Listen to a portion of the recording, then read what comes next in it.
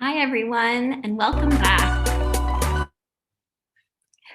Hello, everyone, and welcome back. We're going to be starting our next panel momentarily, but before we do, I'd like to share a few notes and also thank everyone for joining us for the biggest ISOJ ever. We now have more than 6,600 registrants from more than 130 countries. That's a record for us. So we truly appreciate that you're here with us today, and we hope that you'll stay with us throughout the rest of the week. This year's conference is full of fascinating keynotes, panels, and workshops, and the conference wouldn't be possible without our two main ISOJ sponsors, the Knight Foundation and Google News Initiative. Thank you to both organizations for your support. Throughout the week, we'll have simultaneous interpretations to Spanish, and this feature is being sponsored by Univision Noticias. If you're tuning in via Zoom, you can click on the interpretation globe icon in the bottom right-hand corner of the screen, select the Spanish channel, and tune into the Spanish interpretation. If at any point you have trouble with Zoom, you can always tune in via YouTube in English and in Spanish, and we'll post the YouTube links in the chat so that you can easily access them. Now I would like to introduce our next panel. It's titled Collaborative Journalism Networks, the Lone Wolf Investigative Reporter Joins Regional and Global PACs. And it features a stellar lineup of journalists from around the world, from countries including Kenya, Colombia, Lebanon, and the US. So now I would like to turn it over to Marina Walker Guevara, who will be moderating today's discussion. Thank you very much.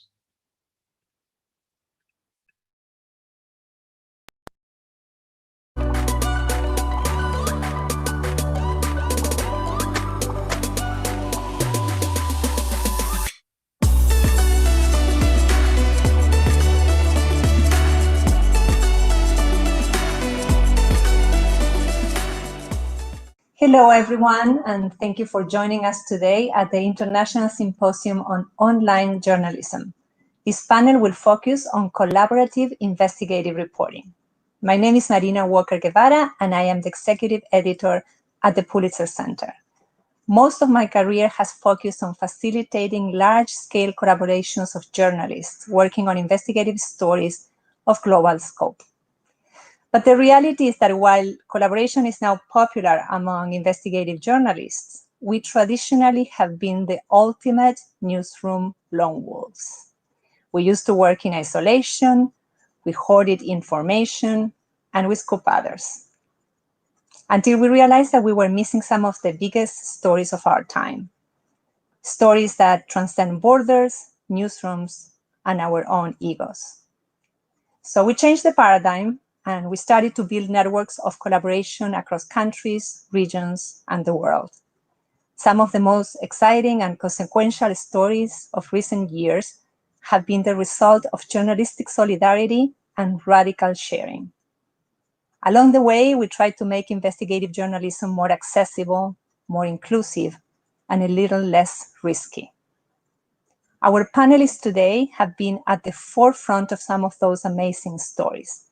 And they are here today to demystify collaboration, to tell you about some of the challenges they face and the lessons they learned along the way, and to answer your questions about how to start your own collaborations.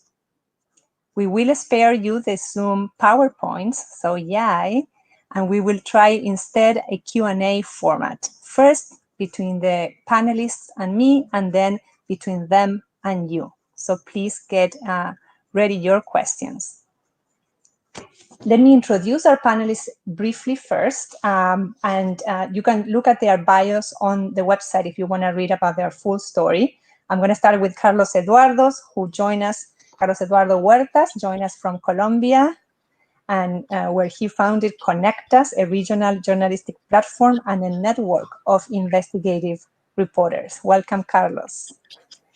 Purity Mukami joined us from Nairobi, Kenya, where she works as a reporter and a data scientist specializing in statistical data. Hello, Purity. Hi, Marina.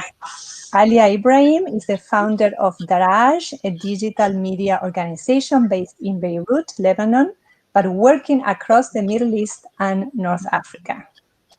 Hi, Alia. Thank you for joining us. Thank you for having me. And last but not least, of course, is Scilla Alecci. She's an investigative reporter and a videographer for the International Consortium of Investigative Journalists, the ICIJ, where she also serves as partnership coordinator of Asia and Europe. Hi, Scilla. Hi. Let me get things started with you. So, Scilla, ICIJ is a pioneer in collaborative investigations. Panama Papers kind of marked a before and after of what is possible when journalists work together and collaborate across borders. And ICIJ journalists often talk about radical sharing. I use that term in my introduction. So can you tell us what radical sharing really means in practice and how it works? Sure. Well, radical sharing is a philosophy, a way of life, but also in practical terms, every day is lots of work put into effort. What it means, Marina, you mentioned the idea of journalists working as lone wolves and scooping each other. So radical sharing is basically the opposite of this. It's the idea that we want to work in a newsroom that goes beyond borders, where everyone helps other colleagues in other countries, where we are one team, even if we are in different countries and we belong to different organizations. And the idea is that there is only one goal, and which is publish a story or investigate some facts for the public interest. And when we talk about public, we mean the global public and not one country's audience or readers.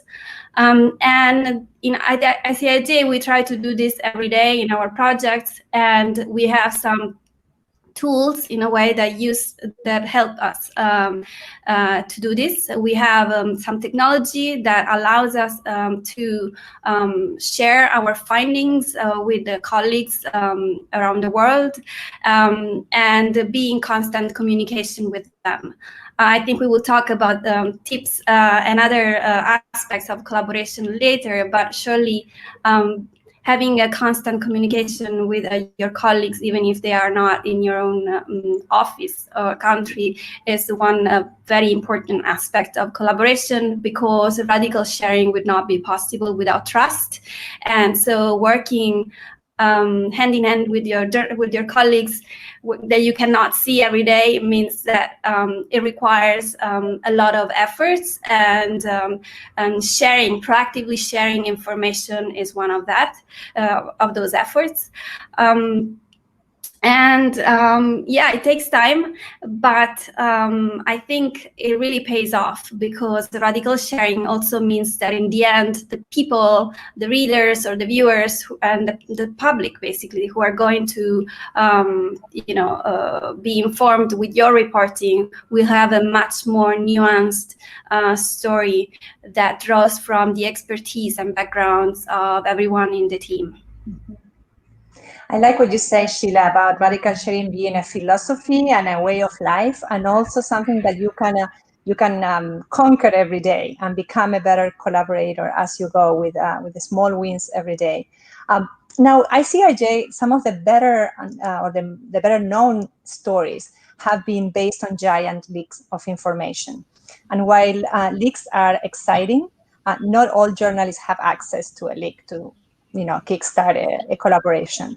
So what are the challenges and opportunities for large-scale collaboration when you don't have a leak, when you are working off, just a traditional investigation or public data? Mm-hmm. Sure.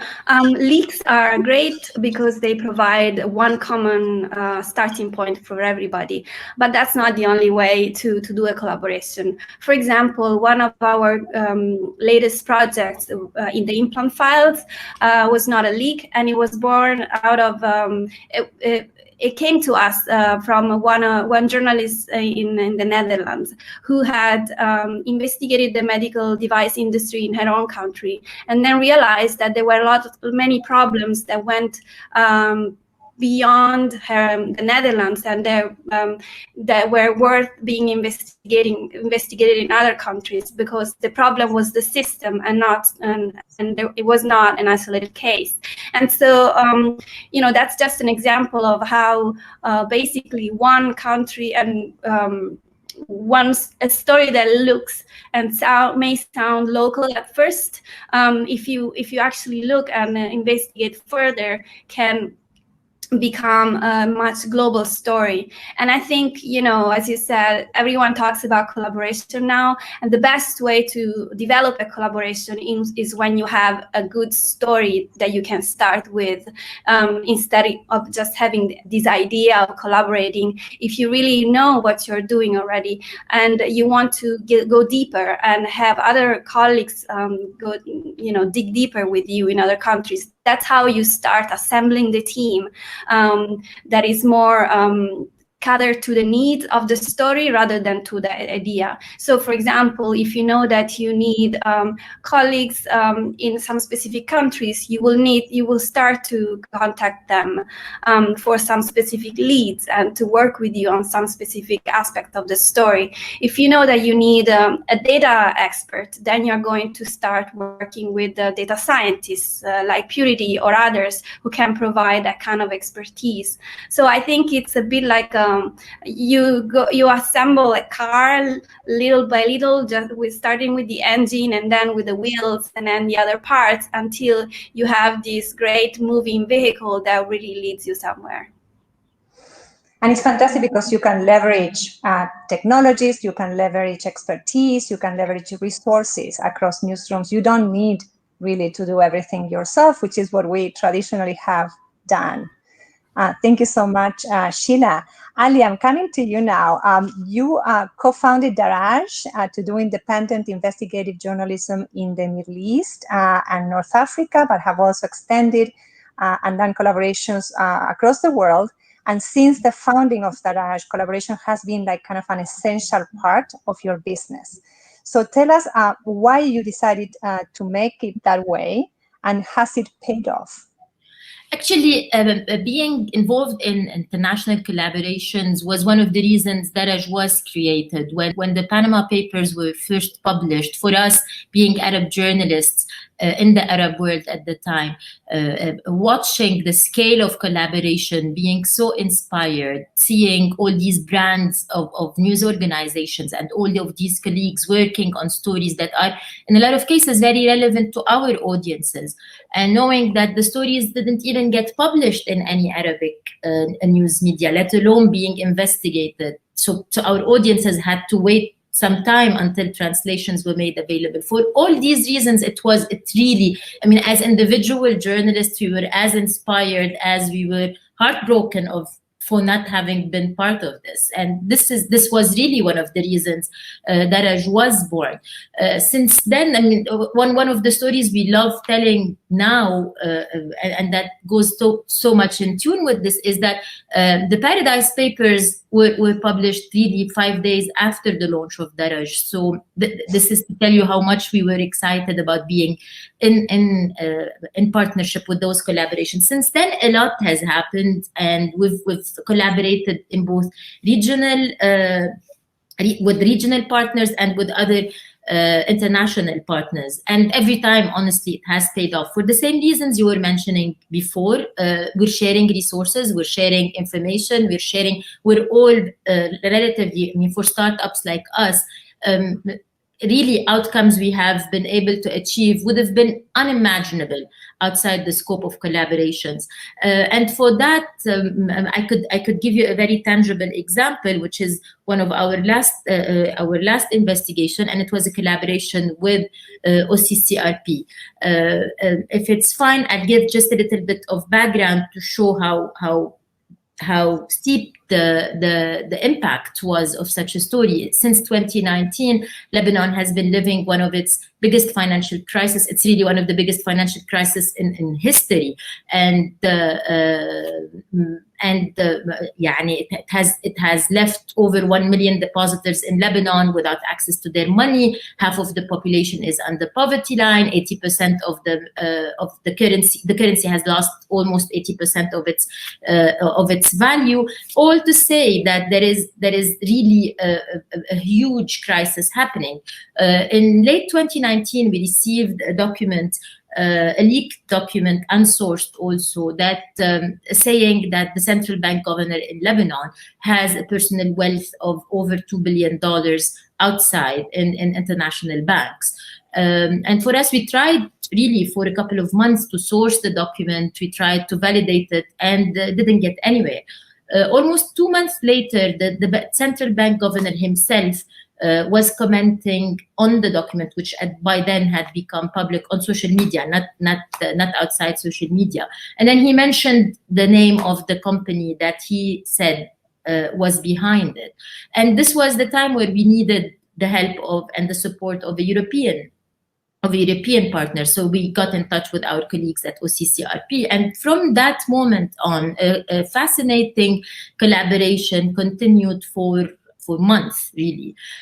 Almost 9 months later, we published our first investigation, which showed that the central bank governor, it raised flags about a huge personal wealth, and it showed some kind of like an ethical dimension, really, because all his fortune was taken out. Also, some PEPs were able to take their money out of the country at a time where the majority of the Lebanese people had lost their savings. And down the line, we published another story on August 10, really, 4 days after the big explosion that on August 4 that destroyed half of Beirut, and which to a large extent is another story related to lack of accountability in our country and in our region. Long story short, the second report, we showed there is a conflict of interest, which would be a criminal charge. Today, nothing happened in Lebanon, obviously, because we don't have a strong judiciary or an independent judiciary. But today, and somehow in relation to the reporting that we have done, there are cases investigating, and there has been a freezing of assets of the central bank governor in Switzerland. And there are cases along the same lines in the UK, in Britain, and in the US. For us, this is important because first, honestly, like we have access to reporting here. We know the story really well. We know the people. We know, but there is so much we couldn't have done. We don't have access, for example, we don't have data analysts. We don't have access to records showing ownership of companies, and we don't have the knowledge to do it or access to it. And that was all made available to us through our collaboration with OCCRP. It's another dimension of working, really. And first, the quality of the stories we ended up producing was simply not doable for us outside this collaboration. And I like to believe that even the impact is something that gives us the motivation. It's not an easy process. It's very long. It's very, sometimes it's also, you're not sure you're going to get anywhere, despite all the effort you're putting. But it's been an incredibly rewarding experience. So Alia, and also by collaborating on the reporting and in the research, that can lead to joint publication, which is so much more powerful, especially in countries like your country or my country of Argentina, where things often don't happen, but when there is outside pressure, there might be a little bit more of a chance. Absolutely. And you mentioned something. It also makes it a little bit more inclusive, but also less dangerous, because we're not solely assuming the responsibility of the repercussions, not responsibility, but the repercussions that could happen locally if it was our story solely. Exactly. I want to go to Purity, but Alia, just one follow-up question. You talk about impact, and we often talk about collaboration in terms of, we know that collaboration makes stories stronger, deeper, more comprehensive, but does it make the journalistic business also stronger? You founded Daraj as a commercial enterprise with the aspiration that it would be profitable, and I admire you for that. So has collaboration been better also for business? I genuinely believe, and that this is value. We are what we're offering, even in commercial terms, is a need. And yes, we haven't figured out the way of how to build this relation. We're in the process of working on that. But I genuinely believe in the medium and long term, the argument has been made that there is a commercial value for this kind, and it's a stronger, more independent journalism that we can do within the frame of such collaboration. 100%. Thank you so much. I am actually going to go to Carlos now and then to Purity.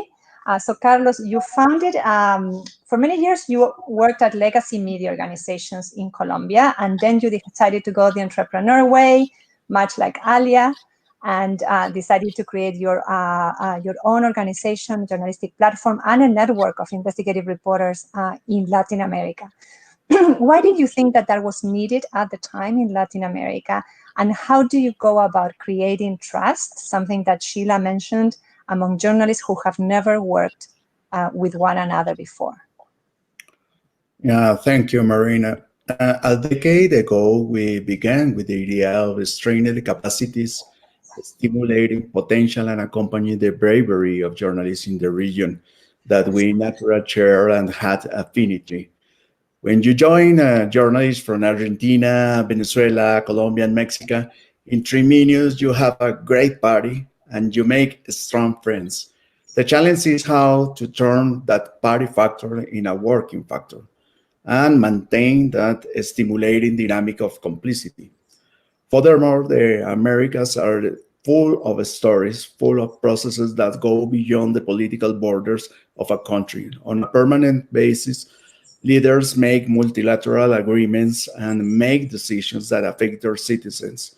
In the business world, there are entrepreneurs who have understand very well the advantage that a region with practically the same language, no frontiers, no borders, a similar culture, and the criminal world have for a long time moved from Canada to the Patagonia as a single territory. The media are usually focused on the power of the dynamics of the capitals and usually only touch the regional issues just for serendipity. So in one side, we have stories under each stone, and on the other side, you have a courage and bravery journalists. It was a natural thing to do, and that is the origin of CONNECTAS. CONNECTAS is an accelerator that we promote better journalism, help to provide resources, promote ideas of projects, and we participate journalistically to make a story. About the trust that you question, this is one of our goals all the time. The first step in the way that we work is to permanently identify new talents, colleagues with whom we seek to build a new generation who breaks the inbreeding that sometimes occurs in the journalistic world. We work with them to strengthen their capacities, and we work together. That facilitates our work as an articulator later because we know them, we know their skills, we know the abilities, and we facilitate their work with more experienced colleagues, and in that trustworthy umbrella of permanent pedagogical editorial support and under win-win models, results are beginning to be achieved. Carlos, so the title of this panel talks about the lone wolf, but you said in our pre-meeting that you prefer a different analogy, the analogy of ants. Can you talk about that? Yes, that's just a reflection. The trouble with the lone wolf is the wolf usually works as a pack too, no? And right now in the collaborative field, we believe more like in a journey, not like in a competition. And in a journey, the ants looks more like a better a better idea for us because we all the time try to discover good talents around the Americas and work with them, work together, doing the best journalism that we can do. And that is the general reflection that we have about the ants of wolf. Fair enough. Thank you so much, Carlos. So Purity, you took part of ICIJ's impressive Fins and Files investigation, which focused on the role that banks play in facilitating or enabling money laundering. So I would like to ask you to give us your perspective as a journalist from the ground, in your case based in Kenya, when you are called to join a large distributed team during a pandemic to work on a really complex global story. Just by saying that, I feel a little overwhelmed and intimidated myself. So I wanted to ask how you made it work. What was the experience like, and how you made it work for yourself and for your outlet? So the communication to me came maybe half a month before the first COVID case in Kenya, but it was not foreseen. So what really helped is there was a physical meeting, which happened to be the only physical meeting throughout the project, where we met with the other African investigative journalists who are taking part in this project, and then the ICIJ training team and coordination team, which helped us create relationships. First of all, I joined the project 6 months after most of the partners, and at that moment I was more of a data scientist than an investigative journalist who is out to do this big project. So for a minute I was like, if my boss trusts I can do this, then all I have to do is go and be on the project. And what really made a difference for me is listening to other journalists from Africa who had done similar projects before. I remember at one point after the first few training sessions, I was feeling overwhelmed with material, leads, ideas, until one evening I was contemplating quitting the project, because I was like, I have only 5 months and the rest of the team has been here for 6 months.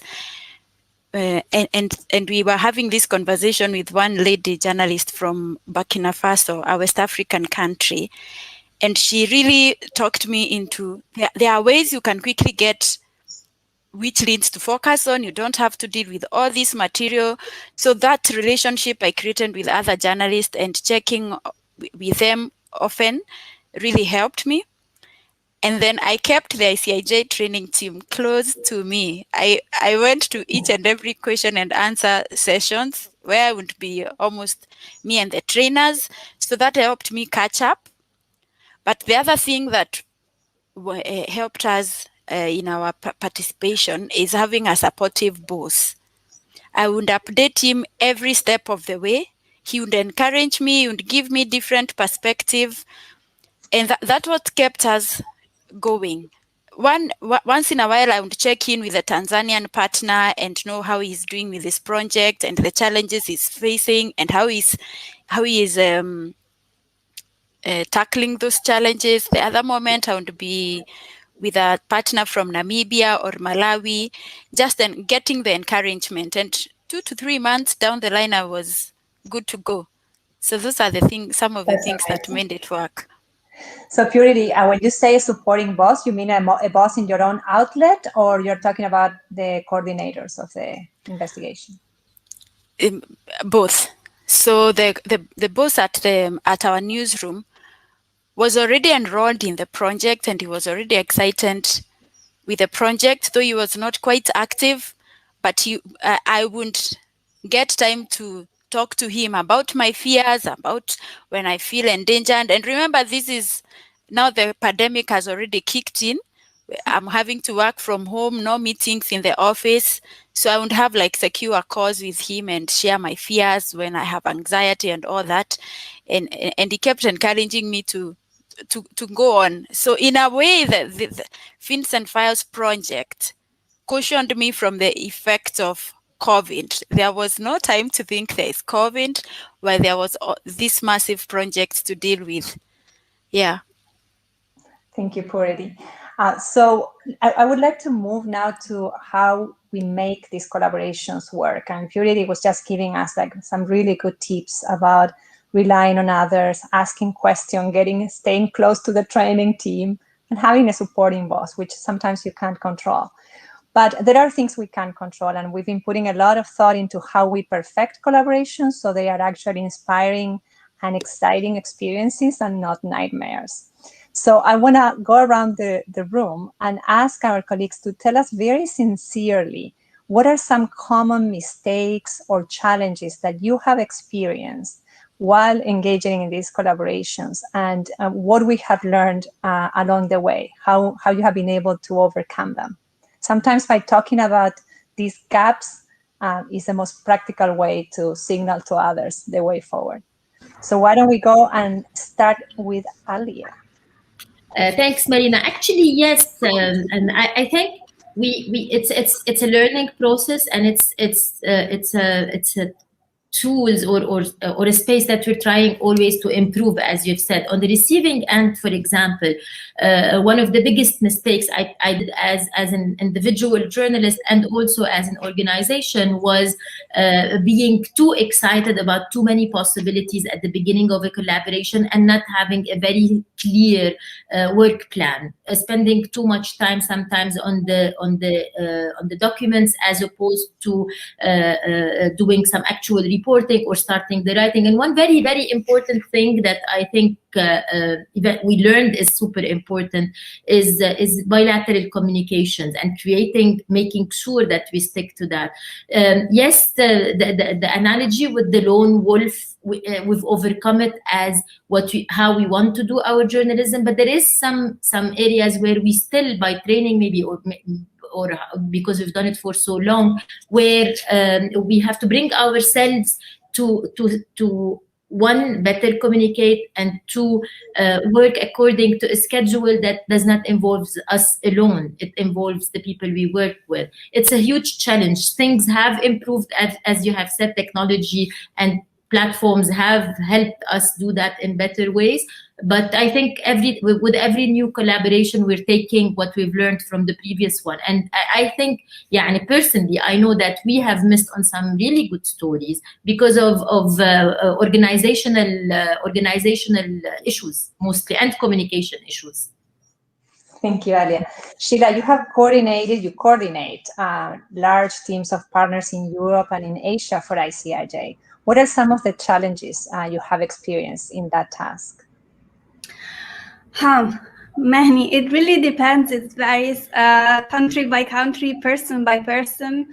From time zone challenge, which may seem stupid, but it's not. Sometimes when I go back, I'm now in DC, when I go back to Europe and I'm just closer to everyone, it's much easier just to pick up the phone in the morning and have a talk.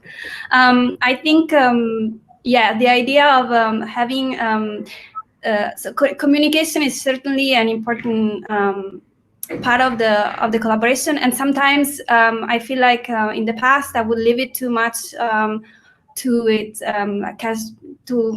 I would talk to some people. Maybe some people are more, proactively talk to you, they contact you, while others they don't do that as much, maybe because they're busy. So I try to kind of schedule more appointments and make it proactively, regularly schedule these meetings with people so that I can have the opportunity to talk to as many people as possible, and even if it's just for a few minutes in some cases, because in my case, I'm also a reporter, so sometimes I also get overwhelmed by my own stories and anxiety in the same way that Purity does.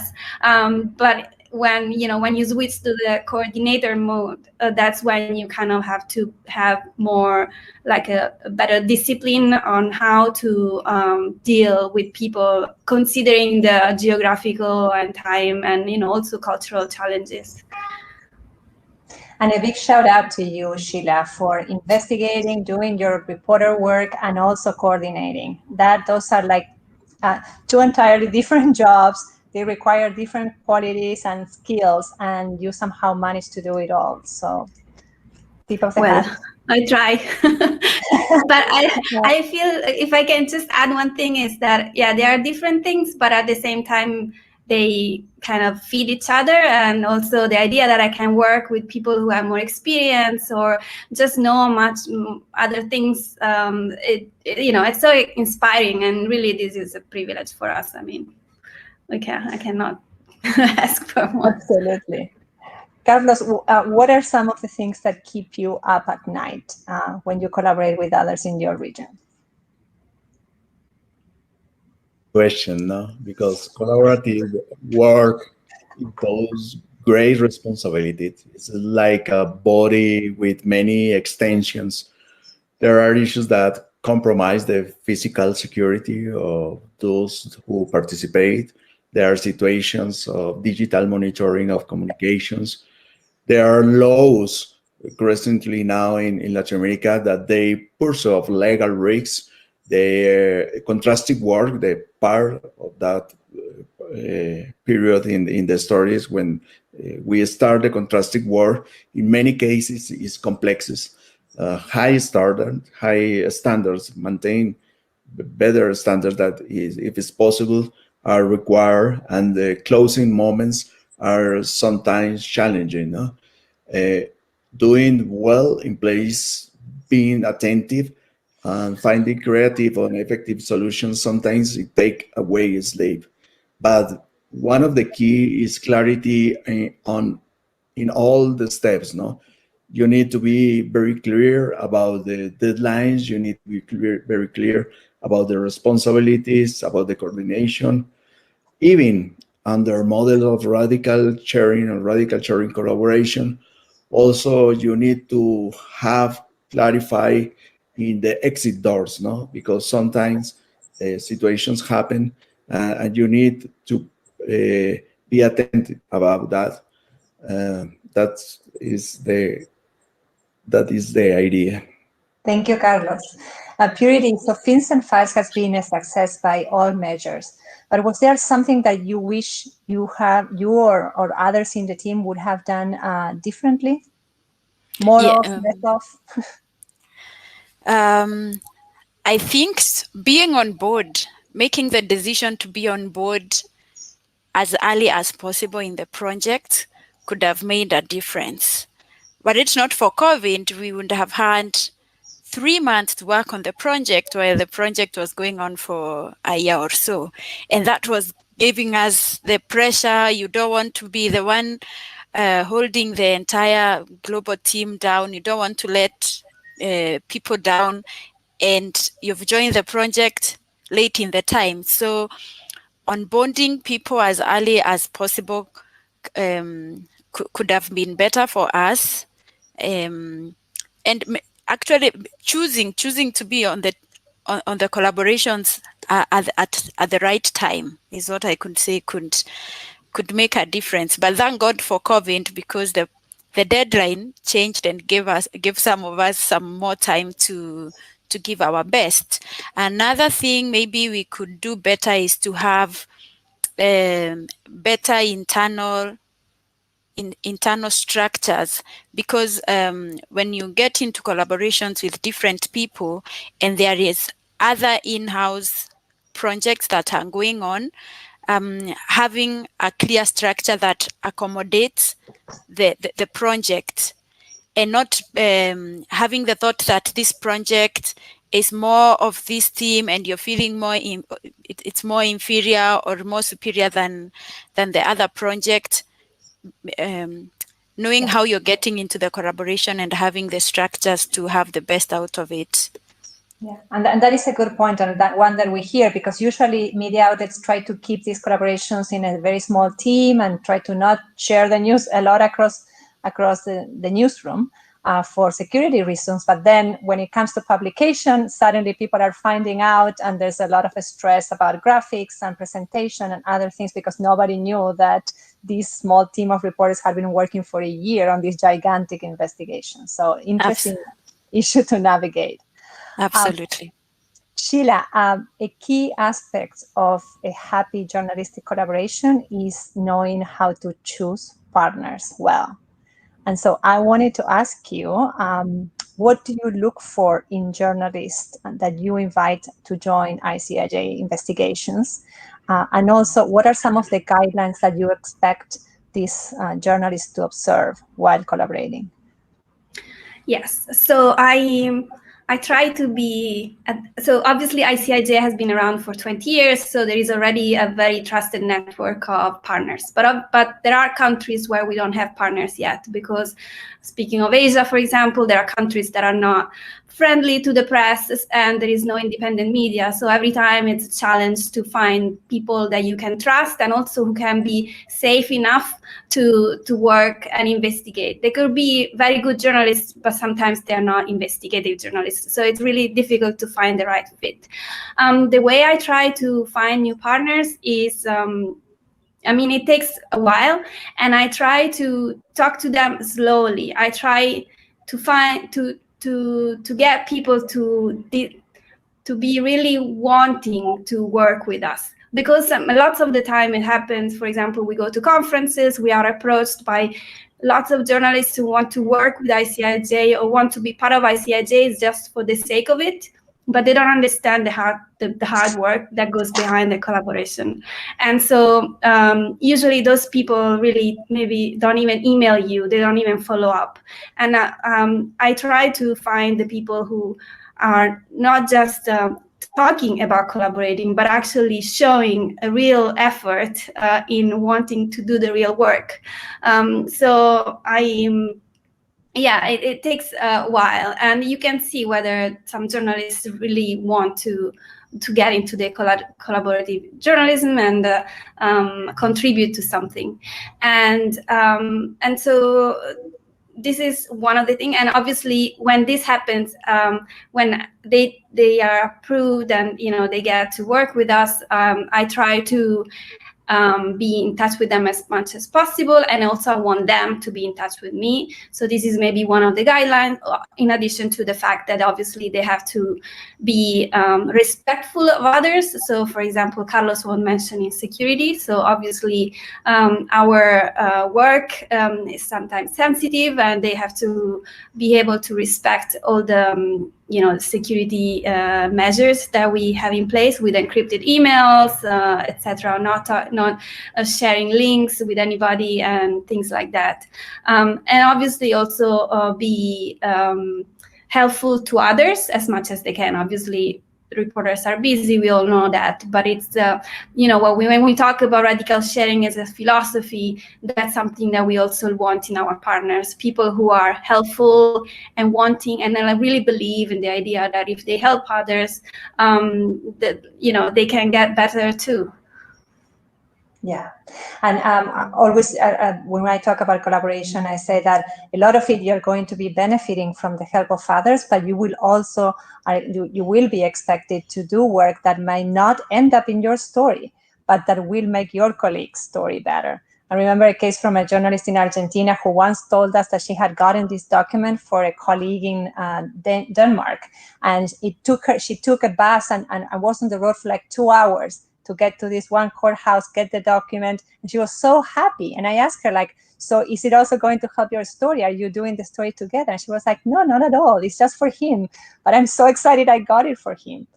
She knows that in the future she will get the same from someone in the network. Mm-hmm. Alia, so in these collaborations, inevitably, we need to build consensus and we need to cede some control. There are things that journalists cherish, like setting up our own publication date or the decision of when we're going to go and ask questions to the subjects of our stories. And those things now in a collaboration have to be decided across newsrooms. And inevitably, somebody is going to be unhappy. So how was this process for you of ceding control, and what advice do you have to new collaborators? Well, it's part of the package, really. You get the good things, and yes, you have to release some of your control. The funny thing, I think, and this is something that keeps coming back every time, is the last 48 hours before publication. No matter how slow the time could look during months earlier, no matter how you think you are ready, the last 48 hours are usually you feel that so many things went wrong. You feel so many things could go wrong. So the pressure of the last 48 hours, the fact that you have this pressure of feeling that you could fail everybody else, be it at the level of security, be it at the, it's not just your own group or your own media. It's really the team, and you feel responsible for everybody else on the team. But I think it's like when you start a family. It's you lose a lot of your freedom, but you get a family in return. You get what it gives you. Today, for us being investigative journalists in the Arab world, you have no idea what it means to know that we're not orphans. We're not on our own. We feel it in the sense of we're working in teams that could give depth and substance to our reporting, but also after publication, we feel that we're not that vulnerable. We lost a little bit, or we compromised a little bit of our freedom running our newsroom. But it's totally worth it. Again, it's a package. We take it as it comes. And same way, you can't imagine how valuable it is for all of us around the world to know that we have reporters in the Middle East like yourself that we can rely on in any investigation. So let's talk about reluctant bosses. We talk about supportive bosses, but sometimes, and I experienced this myself, going to a media outlet, talking to an editor about joining a possible investigation, and the editor being reluctant, scared, or feeling that, what's the need of joining this unknown group of people. It just sounds scary. So I wanted to ask Carlos and Purity. She wants to chime in. How do we negotiate? How do we make the case for collaboration when an editor doesn't believe or have the experience in collaboration? Well, using a reference to soccer, for a time in my professional life in the past, it seemed like we need to develop the ability to score goals against the owner, like a special ability to develop, no?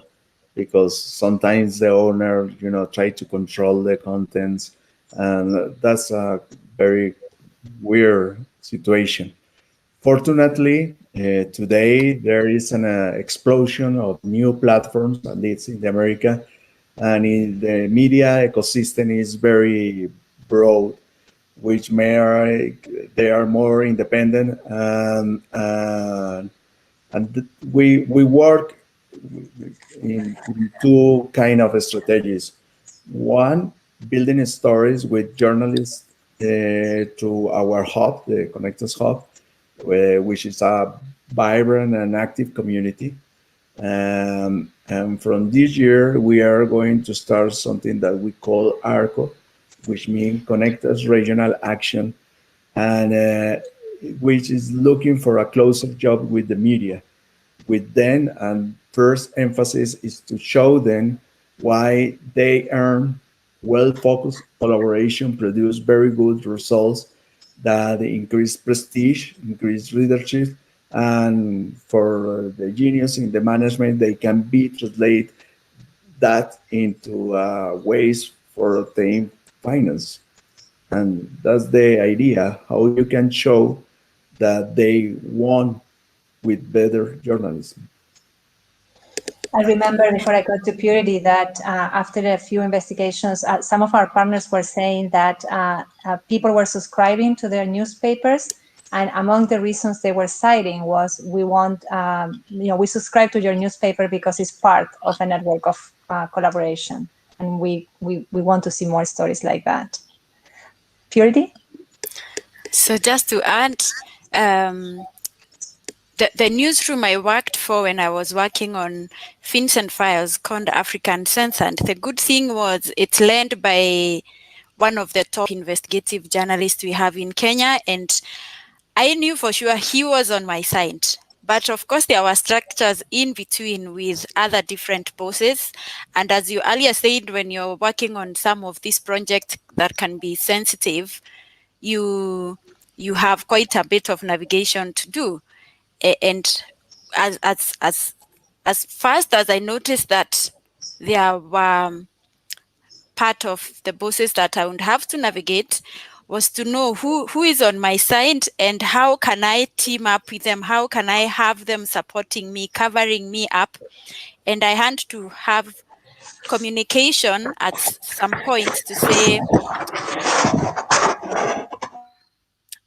that for the sake of security, can I reduce the amount of line of reporting that I have for this specific project? So it's to remain calm and to know who is on your side and to capitalize on that, and to keep calm and understand also the rest of the team that want to be in the know and sort of be clear on why it will not go that way.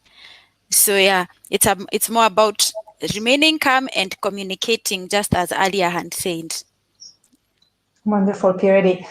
In the last 10 minutes of our conversation, and then of course we will move on to questions from the audience, I wanted to talk about expanding the concept of collaboration. So collaboration among journalists is very well established, as we have discussed. But what about collaborating across disciplines, collaborating across other professions? And what are some of the ethical issues involved with that? Alia, I believe you have collaborated through Daraj, for example, with think tanks and others. Can you talk briefly about that experience? And then I'm going to go to Carlos and his collaboration with advocates. I have to say that to this point, it continues to be a very experimental exercise. It's pretty much like our relationship with our donors. If they have not believed in what we want to do, they wouldn't have supported us. And if we did not believe that collaborating with further actors of civil society who at the end of the day share our vision of what a better world looks like. Now, I think as a journalist and as a co-founder of Daraj, a top priority for us is to be very clear and transparent towards our audience. And that's why whatever we're publishing, we label very clearly. So this is an investigative journalism piece. This is an opinion piece. And this is a space for collaboration with civil society actors. The exercise so far, the last round of such collaborations happened in the aftermath of the August 4 explosion.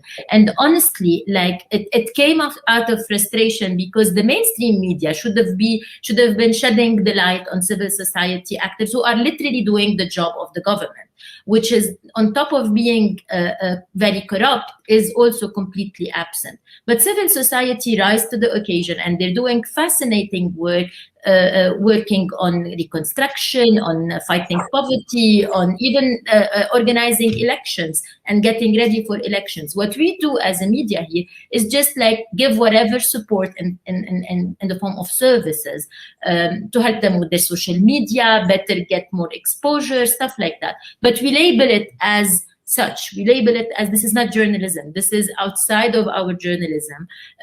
We curate the partners we work with very carefully. We make sure that we're opening our space for civil society actors within Lebanon and outside Lebanon. We've also started a collaboration with academia because we think a lot of resources are being put there and very little, like I think there was a number saying that 1% of academic work gets ever cited. And this is really too bad because this is a lot of information and work. So we're recycling, but this is all very experimental. I have a great sense for that for the future. But again, I think the trick here is to explain and get the culture and the ecosystem at the level of the audience to understand the difference between the different the all kind of offerings that you are making available as a media. And we're still too young, so doing all that at the same time is a bit of a challenge, but I think it's paying off. And I think honestly it's unavoidable living where we live at this stage, we really had to do this. Carlos, in Colombia and throughout Latin America, you have decided with your team to start collaborations with advocacy organizations like Transparency International. So I wanted to ask you how that decision has worked out and whether there's a risk that at a time of so much distrust in the media that you can be the focus of attacks because of these partnerships. Yes, usually the relationship between the media and the civil society organizations has challenges. No, the organizations distrust the ability of journalists and only want to install their press release. No, that's the usual relation. For us as a journalist, as a media, only want to approach the organization as a sources. No, the paradox is that we are rowing for the same side. So how to establish better relations to build together, no? That is why we have been building those bridges for some years. For example, in Dominican Republic, we are working with Participación Ciudadana, that is the local chapter for transparency, and other organizations on stories that help to control resources, fiscalization for the public resources related with the pandemic. With Transparencia Venezuela, for example, we elaborate a work in which they contribute a powerful database built by lawyers who worked in that for a long time and in different countries review hundreds, perhaps thousands of files. The journalistic work that was in our site involved a dozen of members of CONNECTAS that worked together with them under the leadership of Solari and David Gonzalez, allowed to identify the issues that were developed from the journalists. In other words, in the end, the investigative techniques of the organizations were added with the investigative techniques for the journalists and produce a result that helped expose, in this case, bribery or a scandal for $5 billion of Venezuelans around the world. This is a challenge, of course, but it depends. It's similar like Scilla mentioned before. You need to choose the best partner to do that kind of exploration. But we really believe that in this relation between civil society organizations and journalists, we can understand new ways to do the same thing. Yeah, and I imagine another important aspect is being very transparent, like Alia was saying, about who is participating, who's collaborating, and why. Of course, and the coordination are increasingly, because in the journalistic field you have the same language, you understand what the role is, but in between the organizations and the journalism, you need to be more and more clear. Absolutely. Purity, in your case, a collaboration between a statistician, I don't know if I'm saying it correctly, a data scientist and an investigative journalist. I believe that FinCEN Files was your first large-scale collaboration of this nature with investigative journalists. And so I wanted to know what tips you have for both data scientists wanting to collaborate with journalists and journalists for the first time getting to work with a data scientist like yourself. The first thing is to be open to listen to each other and know where each side is coming from. For example, for me, I've had to learn, because now I'm doing full-time journalism, even though I'm a mathematician, I've had to learn their rules and their accreditations that I got to work towards. Also, there are quite a number of my colleagues who have joined the team, like from the statistics world, and increasingly working with newsrooms in Kenya. And it's to understand where they come from, how they understand things and how they communicate things, and for them to understand that there are rules. You're not going to impose this because you did a research and you found this. There will be a place where you have to get opinions from other experts, and where you have to be transparent. Of course, if this is an an opinion or if this is an investigative project. So for me, the biggest thing is to listen to each other and understand where each party is coming from. The other one is the credit. For me, the biggest challenge was how they would credit my work, because in journalism there was no standard for crediting a statistician, and I had to come up with a role called data reporter in the newsroom, because I wanted my work also to be recognized, not to be on the back bench and do the investigation. And then I had to understand that I cannot write a story. So I had to work with a reporter who is good in writing the script, and then we would agree on the crediting system and how I would be credited. It didn't come immediately, but the way it's experimental. It's being open to the many possibilities out there. Good for you for advocating for yourself, and perhaps a piece of advice that you will share, and I know you have shared quite a bit already, that you think will make a real difference for that person. And I'm going to go to you, Scilla, first. I would say don't feel afraid of asking questions. It's okay to not knowing something. It's okay if you need to go to another colleague who knows more than you. Be humble, and you will find that many other people are just like you.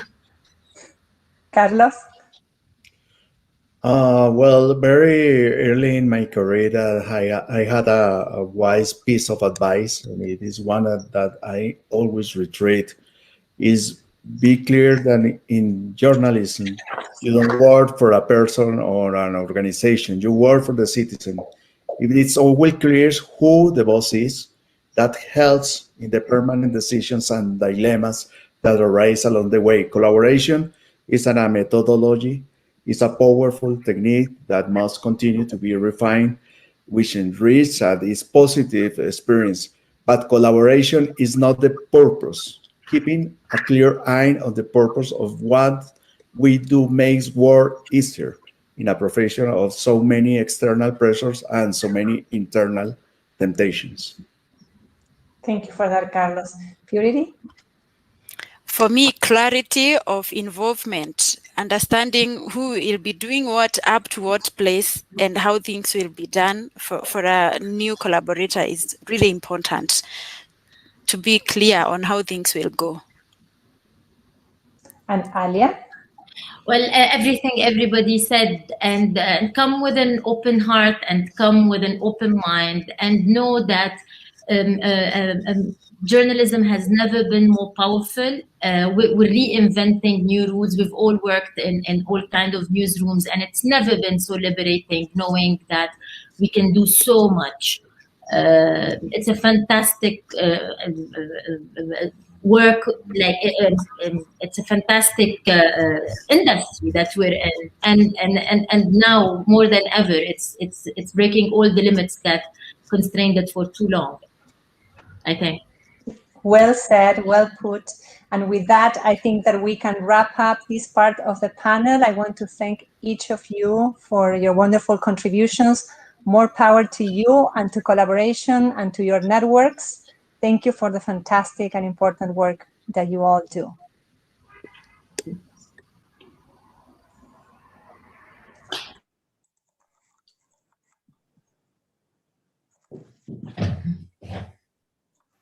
Here we go again. So we are going now to go to the questions from the audience. And thank you so much to you who have contributed your questions. Let's get started with those. And the first question is for Scilla. So Scilla mentioned that collaboration is a way of practicing journalistic solidarity, says Lourdes Cueva Chacon. Can you explain what journalistic solidarity means to you? And can you give us examples? Okay. So if you can all hear me, I think solidarity is on two levels, is when you work as a journalist and also when you're off. That means that we know there are reporters who are not, who work in countries where the government continues to apply pressure and threaten them. And so this means that when you build a network of trusted collaborators, even if they don't work with you on a project, you will still be on their side. So this is one of the ways we can show solidarity. And then the other one, of course, is while we collaborate, and the fact that we have to be aware that people, other newsrooms may have fewer resources, fewer people available. And so the idea of helping each other, even just if by making calls for other people or just finding a document that others cannot access. Or, for example, in the US, you have a lot of documents, but some of them are really expensive to get a hold of. And so maybe, richer, wealthier newsrooms can just, spend those $2 to buy documents or access and just give it to someone on the other side of the world. All of these little gestures kind of contribute to a better collaboration, and in the end, to a better story for everybody. Thank you, Scilla. Purity, I wonder if you could share with us if there's an example or two from Fins and Files where you really experienced that journalistic solidarity from your colleagues. Yes, Marina and the audience. I remember in the story I wrote, it involved local companies which were subsidiaries of Switzerland-based company and had other subsidiaries in other countries. And I remember getting in touch with a Bulgarian journalist to get for me company records. Also, I could not call Switzerland from here. And I remember having someone call the office in Switzerland from Switzerland, another journalist in Switzerland. That's the most striking example I can give. Wonderful. And sometimes that phone call or that one document can make a world of difference in your story and in your experience. The story could not have gone out without that calling to the Switzerland company. As simple as that. Mm-hmm. Alia, so we have a question for you from Nairobi, Kenya, from Anne.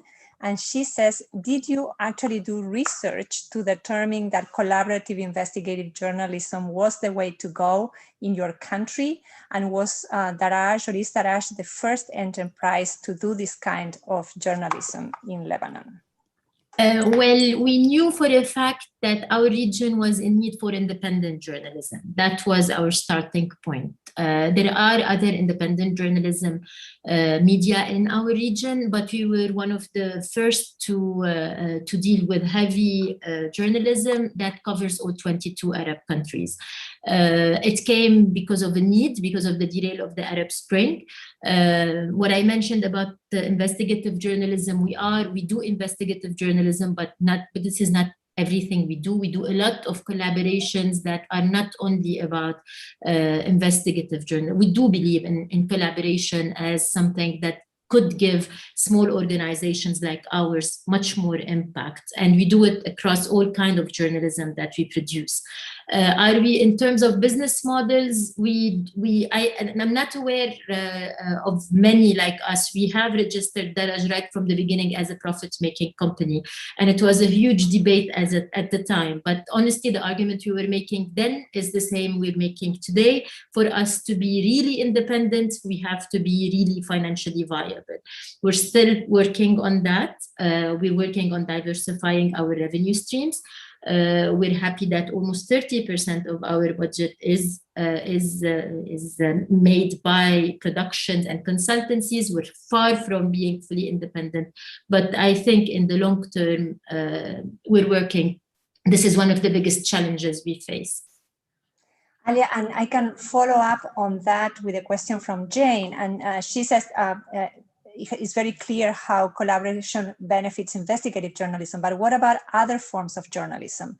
Like we see fact-checking networks and other forms of journalism that can also benefit. Well, you know, if you look at it from the perspective that we're really operating at a moment where the noise all over is just so big. So imagine if you're independent and small and you have this network of amazing journalists working for different independent media, or actually not even necessarily media. We do work with fact checkers, we do work with international organizations on human rights, on women's rights, etc. The consolidation of people who share values to better disseminate the information they work on, to better distribute, even to better start conversations that are healthy for the world we live in. Not too long ago, we're starting a lot of conversations about solution-driven journalism, about constructive journalism. All these we did not even hear about 10 years ago. And I genuinely believe, like, if we look at what happened over the last 10 years to journalism and to the world at large with populism, etc., I think we have to be a little bit very creative in consolidating the efforts who want to improve the conditions of citizens everywhere. Thank you, Alia. Carlos, a question from Aline in Brazil. And what Aline wants to know is about collaboration in countries that still suffer, that are right now suffering an erosion in freedom of the press. And journalists are persecuted at different levels. So does collaboration help in these cases, or can it actually be risky when a journalist associates himself with an international entity or media organization? Thanks for the question. Unfortunately, in Latin America, that situation is growing. The cross-border collaboration helps in different ways. Help to leverage the capacity, helps to find information that in soft contexts are closed, but in other are open, help to want different points of view to discover and learn to other perspectives that your colleagues and in other countries, in other contexts, help to spread the investigation in a massive way, looking for more impact, help to protect the teams that are involved in the investigations in different ways, and very important point, you build friendships, and at the end is fun. Absolutely, Carlos.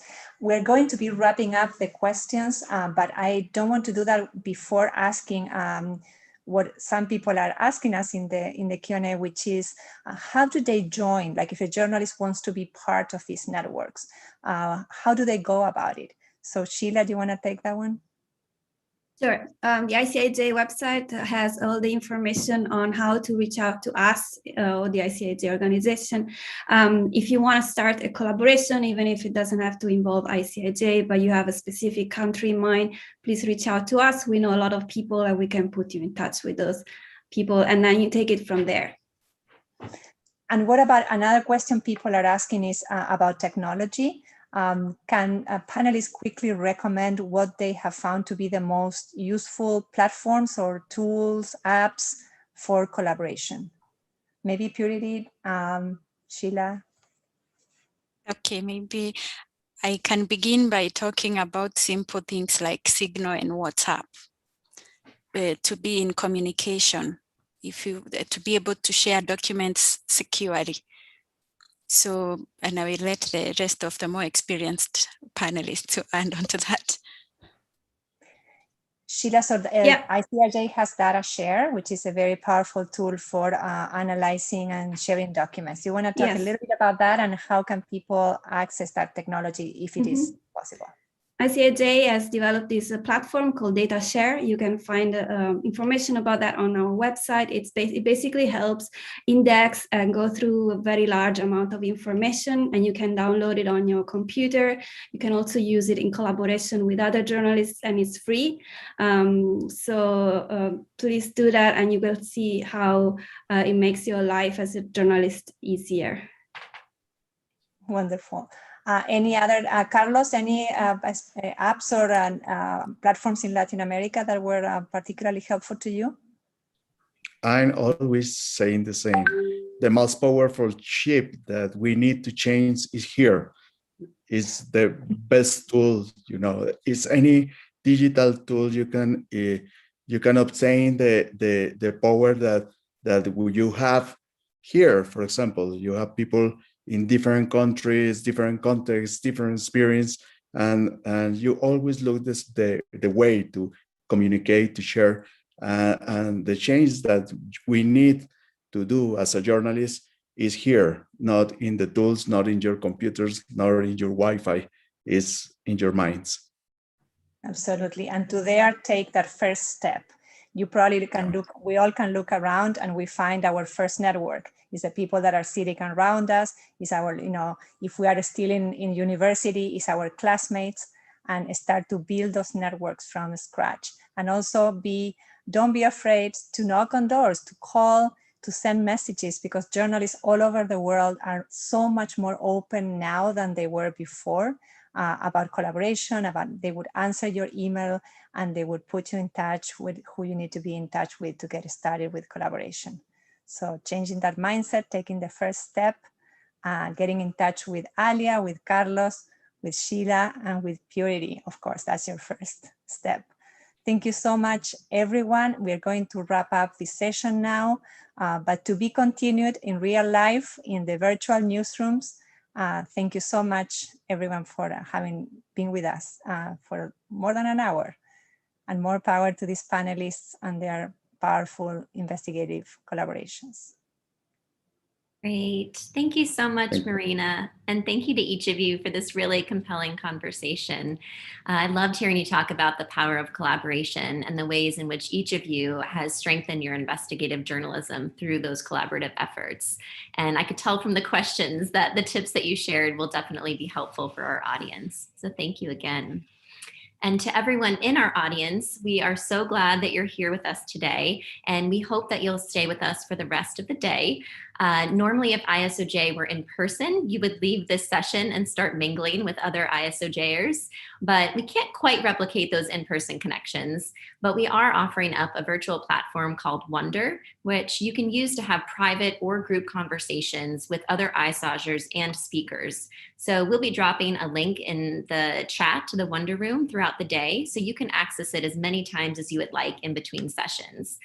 So with that, we hope you'll stick with us. Next up, we have a panel titled Community Management and Audience Engagement, Turning the News into a Conversation. And that panel starts at 4 p.m. Central. And if you're interested in community engagement, you won't want to miss it. And right after that panel, we will have our welcome party. So we'll have some nice festivities to look forward to. Thank you again for joining us, and we'll see you again soon.